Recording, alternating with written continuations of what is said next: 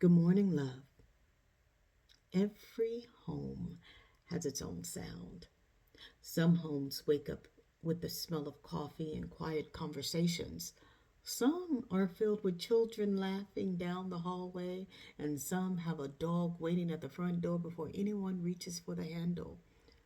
Some grow peaceful in the evening as dishes are washed and another day has come to a close. It's interesting how we remember those sounds. Years later, a song, the creak of an old floor, or the sound of rain on a familiar roof can bring an entire season of life rushing back. Home has a way of leaving its voice in our hearts.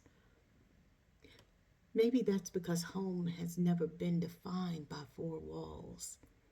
Home is where love is practiced.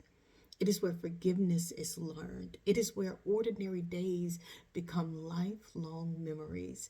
It is where God often does his quietest and most meaningful work.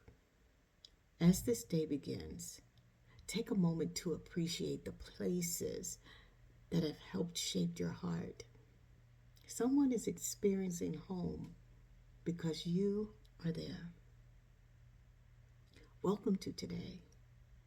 Welcome home, beloved.